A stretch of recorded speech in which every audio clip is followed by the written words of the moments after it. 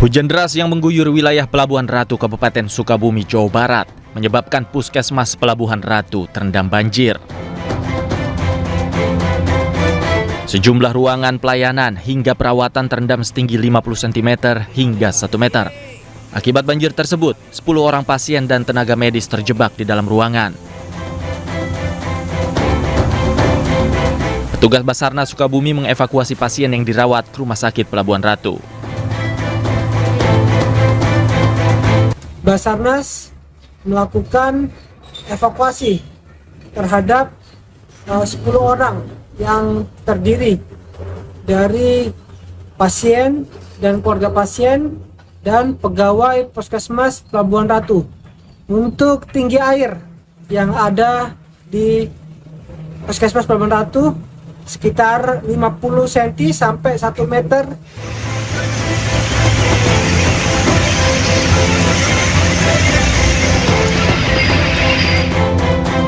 Sementara itu banjir juga merendam jalur Pantura di Kudus, Jawa Tengah.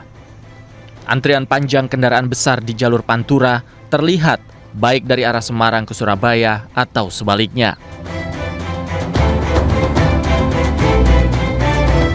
Kemacetan hingga 3 km ini akibat banjir dan curah hujan tinggi yang mengguyur sejak Senin pagi. Petugas dikerahkan ke lokasi untuk mengatur arus lalu lintas, namun belum ada rekayasa lalin yang dilakukan.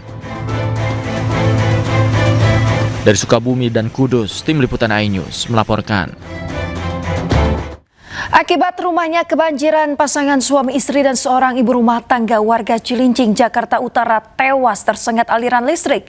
Ketiga korban tewas akibat sengatan listrik yang berasal dari alat elektronik yang terendam banjir.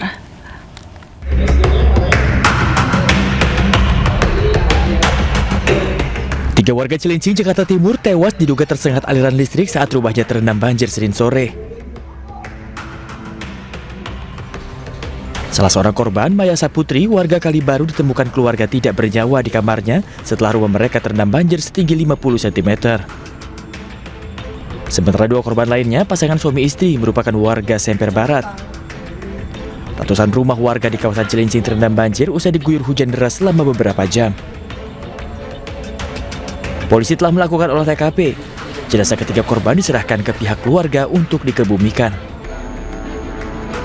Dari data yang kami terima, untuk warga yang meninggal karena terserang arus listrik ada 3 orang, 1 di Kalibaru, dan 2 orang suami istri ada di Semper Barat RW 8. Nah, kami juga sudah menghimbau juga kepada warga-warga yang lain agar selalu berhati-hati, baik itu terhadap waspada banjir maupun arus sengatan listrik.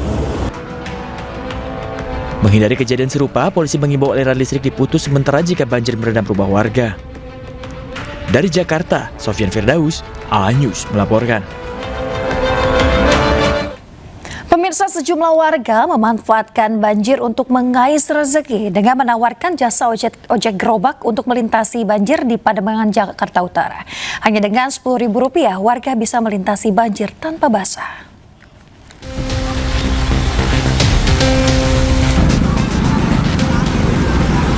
Sejak Senin pagi, banjir di kawasan Jalan Raya Gunung Sahari, Pademangan, Jakarta Utara membuat aktivitas warga menjadi terganggu. Banjir setinggi 80 cm ini dimanfaatkan oleh sejumlah warga untuk mengais rezeki dengan menawarkan jasa ojek gerobak. Tarif sekali menyeberang yakni sebesar Rp10.000, sementara untuk sepeda motor sebesar Rp50.000. Jasa ini dianggap sangat membantu untuk melintasi banjir tanpa harus menunggu air surut. Nah, terus tadi sampai belok ke Gunung Sahari, dalam juga banget, sampai tadi truk buat tong sampah aja mogok. Nah, saya barusan ikut naik gerobak sampai sini Rp10.000. Terbantu nggak sih, Pak? Terbantu banget lah. Tadi itu biaya Rp10.000 tuh sekali per ini dong, Pak? Iya, betul. Dari sana ke sini, saya mau ke Pangkal Busway sih. Hingga Senin sore, Jalan Raya Gunung Sahari menuju Ancol dan arah sebaliknya masih tergenang air dan belum bisa dilintasi kendaraan kecil. Dari Jakarta, Sofyan Firdaus, iNews melaporkan. Pemirsa, pasca bencana banjir dan longsor yang melanda Kabupaten Tapanuli Tengah, Sumatera Utara, 3 desa hingga kini masih terisolir. Terputusnya jembatan penghubung membuat akses jalan sulit dilalui dan kendaraan tidak dapat melintas.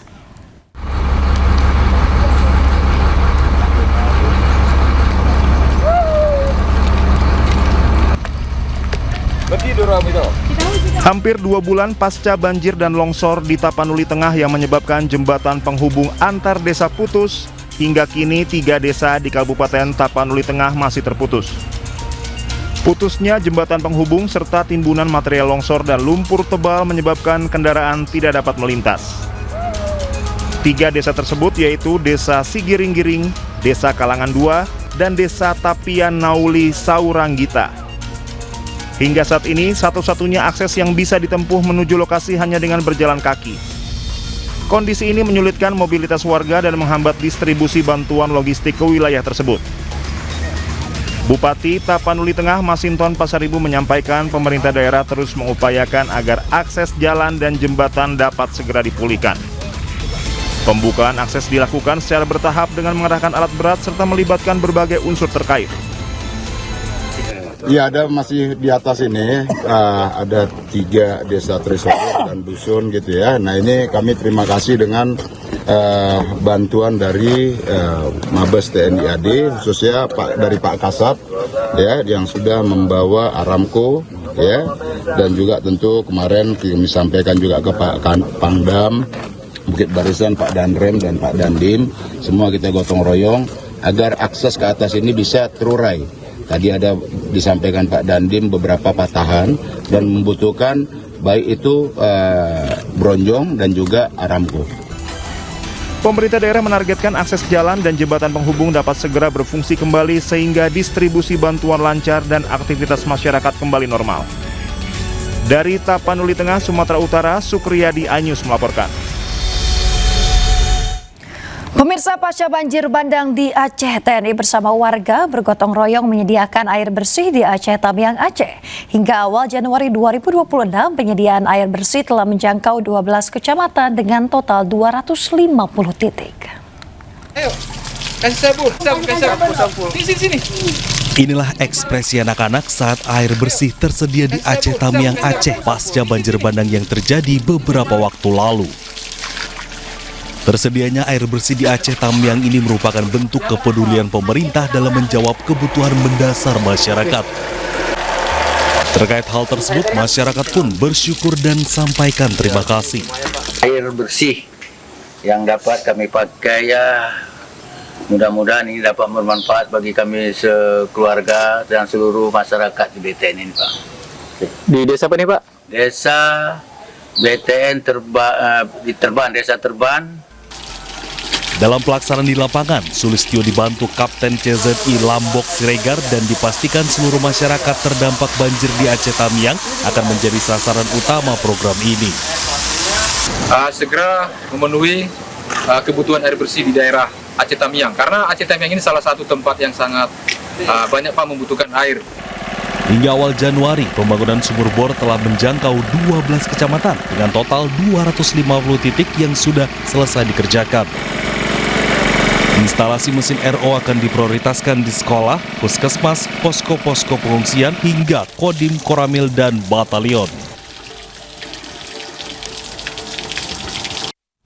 Pemirsa, pemerintah melalui Kementerian Pekerjaan Umum terus memperbaiki infrastruktur dan sarana yang rusak pasca bencana di Sumatera. Pembersihan dilakukan di jalan-jalan utama pasar tradisional serta fasilitas pelayanan publik lainnya.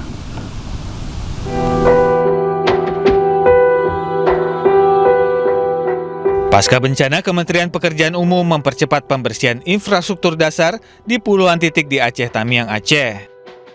Pembersihan dilakukan di jalan-jalan utama, pasar tradisional, sekolah, pondok pesantren, serta fasilitas pelayanan publik lainnya agar roda ekonomi dan aktivitas sosial kembali berjalan. Di sektor kesehatan, Rumah Sakit Umum Daerah Aceh Tamiang mulai kembali beroperasi secara bertahap.